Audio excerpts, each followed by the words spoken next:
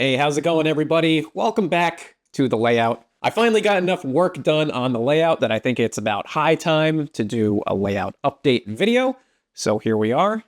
I'm going to cover everything that I've been working on as best as I can. There's going to be some clips where I'm talking about what I'm doing on the layout, and then clips where I'm in present day talking about everything that has been finished. So just bear with me. It's been kind of a crazy few months. So let's get started. As they say, please disregard the mess behind me. There's no excuse. I don't really have any excuse.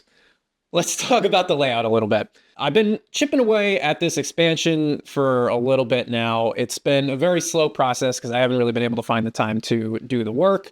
And it was also very tedious to do this addition, as small as it was. It's not something I think I would really choose to do again, to be perfectly honest.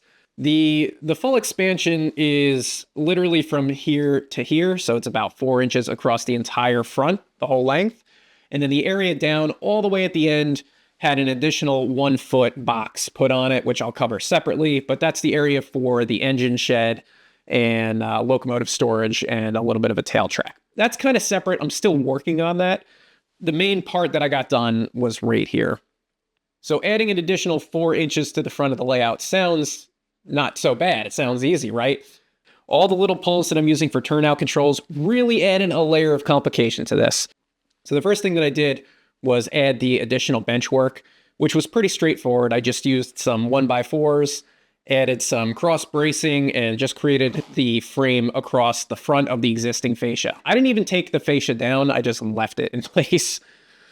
So once I got the new benchwork added to the front of the layout here, I had to go and cut off all of these little pulls for the turnout controls. And I basically had to create little extensions to go through the layout to reach the where the new fascia was going to be. So that was a whole process that involved me having to buy an extra long drill bit so that I could go through where the new fascia was and the previous fascia and cut through all the benchwork so that I can mount these little pulls all over again. It was a big process and it was a big job. Just that alone was a real pain. So that's probably one of my biggest complaints with using these bullfrog turnout mechanisms is that you have to have these little pulls on the front of your fascia. And if you ever need to do any work on the fascia or you ever need to move something, you have to kind of like redo all of it. And it's a real pain in the butt. So once I got the new benchwork installed, I needed to add my foam base. And that was also a little journey in itself. I got some fresh 8-foot long foam, and I needed to have about 2 inches of it to allow for enough space underneath the layout for the bullfrog turnout mechanisms to mount to. Unfortunately, there was some discrepancies in the height of the layout in some places, so it wasn't a perfectly smooth surface to work with. So I had to cut down the foam. Oh my God, what a process that was. I had to shave multiple layers of foam to try to get it to the right level. What I actually did was I installed it into the new benchwork and just used a 6-inch razor blade and just shaved layers and layers down using the new fascia as my edge. And my original plan was to just use that shaved piece of foam as the topper, but it was not even. It was all, different cuts and stuff like that. So what I ended up doing was taking the piece that I had shaved and using that as my bottom piece of foam, and then putting a brand new smooth piece of 1-inch foam on top. And after a whole lot of finagling, I managed to get the foam to match the existing layout top.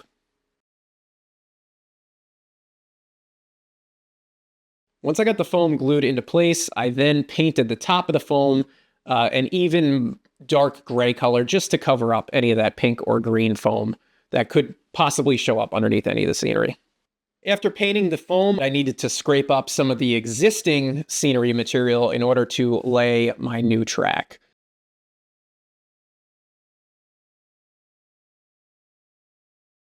Once I was finished scraping up some of the existing scenery, I then had to begin removing some track. While I was removing the track, I did my best to not disturb any of the yard tracks that are already in place. I didn't really care about the Atlas turnouts. I wasn't planning on reusing them, so those were pretty much just cut out. With the existing track out of the way and a new base to work with, I was then able to begin laying out some of the track to represent my track plan, and that's when I ran into my first problem. All right, so here is my hang up. and it has to do with this turnout right here. So the track plan that I was originally going with called for another yard track here and another yard track here. So 2 additional yard tracks in addition to the 4. 1, 2, 3, 4. The 4 that I have. So I kind of didn't really need these extra yard tracks. That's a different story, but they were part of the track plan. So here I am laying down my turnouts here, and I get this wired up and I get this in place, and I'm starting to install my my Bullfrog switch machines, and I got the throw rod put into place, and I'll show you underneath the layout here. I kind of was afraid that this was going to be a problem, but the problem is, let me open up the lens here a little bit. The problem is that where that throw rod goes underneath is right next to a piece of the benchwork. And this benchwork can't really be moved because this is this is the old fascia, the original fascia before I put on this extension here. So I can't really cut into this. It's kind of load bearing, you know? So I thought maybe I could move the switch mechanism a little bit further down and just attach it to the bottom of the benchwork here. But there's just not enough wiggle room for that rod to move. So I think what I'm going to have to do is change my track plan a bit here and get back into place. Change my exposure again. So what I'm thinking is I'm going to remove this junction altogether and replace it just with a straight section of track, just like I have here. And then I'm going to take this track here and add a turnout here and another one further down. Sorry, it's a little dark back there. I don't have all the lights on. And maybe connect up to this warehouse here. And what that would allow me to do, if I have a piece of track handy, we'll use this as an example, I'll be able to add an additional siding here to serve the warehouses that actually sat here on the prototype. So there was, back in the New York Dock days in the 1970s, there was a couple of sidings here and a couple of warehouses situated here, just like this one here. And there were a couple of junctions here to serve those warehouses. So I'm thinking what I can do is sort of recreate that. It's going to be a little bit out of era for the 1980s cross harbor, track plan that I'm using. But so is all of this. This whole south yard didn't exist on the cross harbor. It existed in a previous iteration of the yard in the 1970s and 1960s and earlier. So anyway, that's sort of a bit of an aside, but I'm thinking that that's probably how I'm going to adapt this situation. Now, this comes with its own set of challenges because if I add another turnout here and another one in here, you can see that the current fascia is already a little crowded with these switch throws. So it might get a little crazy here. I might have to just sort of measure things out so that these mechanisms underneath don't interfere with each other. But right now, that's my current plan, I suppose.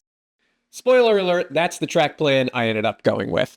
And I honestly couldn't be happier with it. I think it's a good use of the space here. It brings in a couple of more industries that need to be switched out. I'm imagining that this warehouse here probably unloaded both of these boxcars at the same time, utilizing a bridge plate between the two of them. So I think that that's a really cool little feature to have here. So with the newly modified track plan finally decided, I began laying the new track. Once I had all of the track installed, I used some small nails, kind of like the ones that you would use to hang a picture from your walls. I used those to hold the track in place, and then I glued it with a mixture of matte medium diluted with some water. Once it was fully glued in place, I pulled the nails out, and I filled in all of the gaps in between the turnouts and the sections of track with some additional ties.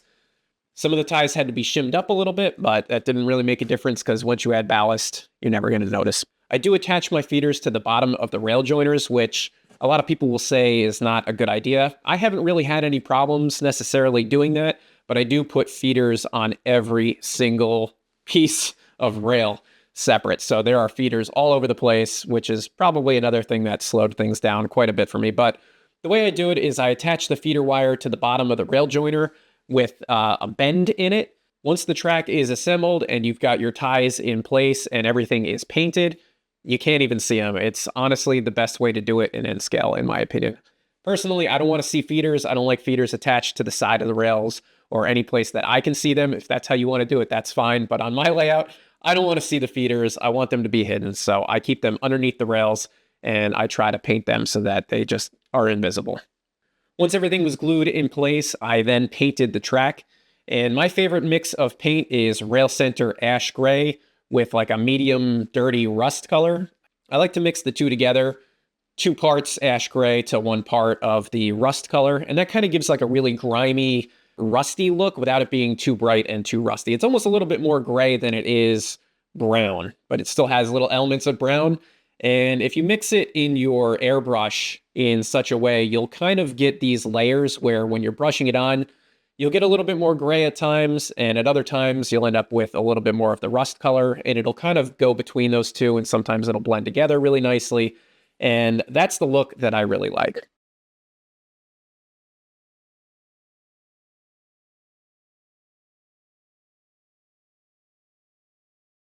I haven't done it yet, but I'll also go through and paint some of the ties separate colors. I did do a few of them on the yard ladder, but I do like to go through and paint the ties each different colors just to give a little bit of variety so they're not all just one brown or one gray color. Real ties have quite the diversity in colors, so I like to try to model that. Once the track was painted, I then did all of the ballasting, and as I do ballasting, I also sprinkle down some basic scenery material. I haven't added any shrubs or any static grass or anything like that yet. This is just sort of my base layer, and as you can see here, I didn't really do a whole lot of it. I did blend in the new areas as best as I could to the old existing stuff, and I think a layer of static grass is going to really help cover that up a little bit more. But I'm liking kind of where it is right now. It looks sloppy and it looks kind of messy, probably from the angle that you're looking at it. But once I get a little bit more static grass on there and start to clean it up a bit, add some trash and stuff like that, it's really going to blend it together. And throughout the course of this project, I was also trying to rewire the entire layout. That's almost its own video, but suffice it to say, I stripped all of the wiring out from underneath the layout, and I've just been cutting everything back and relaying the entire bus and everything like that. So this was a good opportunity to kind of do all of it and why it's sort of taken so long. But one of the benefits of having the layout as high as it is, and you can see it's up to my shoulders here, is that I could actually sit underneath the layout and do the wiring underneath. And that was really awesome for somebody as tall as me. Unfortunately, I don't think I'm going to keep the layout at this height. It is just way too high to do anything with. If I need to reach to the back or anything like that, it's just too much to do, and I've got shoulder and neck problems. So once I'm done with the wiring underneath the layout here, and that includes doing all of the accessory wiring, as well as finishing the bus and finishing the wiring all the way down at the north side of the layout, I am going to lower it down by about 6 inches or so. I'm still a long ways off from that, but it is coming down a little bit. And that pretty much brings us to now, present day, present time. This is where I'm at. There's still a lot of work to do on the north end of the layout. It was something that I was hoping to also have done as part of this video, but because this took so long to do, I got to do that separately. I need to take a little bit of a break. It was just a lot of work to do all of the wiring for each of these turnouts and to get the new Bullfrog turnouts situated in here. I'm actually still having a lot of problems getting them configured. Some of these mechanisms don't really move the way that they should. I don't know what the problem is. I don't know if it's because these new turnouts that I'm using are handmade turnouts as opposed to the Atlas turnouts. So the actual movement is a little bit different than between the two of them. I don't know if it has to do with that or if I need to use some thicker wire, but it is it's been kind of time consuming and kind of frustrating to deal with. I'm kind of over using the Bullfrogs. If I'm being perfectly honest, but this layout has like 34 turnouts on it, I think. 30 something turnouts. That's a lot. I can't be using, you know, tortoise switch machines on this. It would cost an absolute fortune. And I do like the manual nature of the bullfrogs. I do like actually throwing the switches and kind of checking the alignment and that sort of thing. So there's always that, but I digress. I'm kind of stuck with it. I did scratch build these docks, and I just began adding a few little details. I didn't really go too crazy yet. I do want to add some figures and some additional stuff, but again, I want to lower the height of the layout because as it is right now, I'm absolutely going to knock anything that is on these platforms off. So I don't want to decorate them too heavily with people on them and equipment and that sort of stuff, because I will 100% break it because I'm just sort of clumsy like that. I did make the railings that are on here out of brass wire. I think it's 015 brass wire. I bent it in place and I think it looks really good. I'm very happy with it. And I used some airbrushing and wet on wet techniques on the surface of it to weather it. So what is next? What is the conclusion of this video? I don't know. I think the next part is I want to finish this. I would like to get some of the static grass placed down here, finish some of the scenery in this location, get the track cleaned, and run some trains for a little bit because it's been a long time. It's been months and months since I ran some trains. And then the next order of business is to work on the north side of the layout. For that project, I'm going to be scratch building the engine shed, and I'm going to first do a mock-up of it with some chipboard, which is sort of like cardboard. It's like the cardboard that you use, or that's used for cereal boxes. So I'm going to do a little mock-up down there of the engine shed before I even lay any of the track, just so I can make sure that the track is going to fit into place the way that I expect it to. And then I might build the building, and then I might lay the track there. So hopefully the next layout update video, the layout will be a little bit lower and, you know, it won't be up to my neck like it is right now. And maybe I'll be able to bring you guys in for the northern part of the layout, and I'll have some really cool stuff to share with you there. But anyway, I hope you guys enjoyed this video. Please leave a like and a comment below, and let me know your thoughts on the design, the track plan, modification, and whatever else. Thanks for watching, guys. See you in the next one.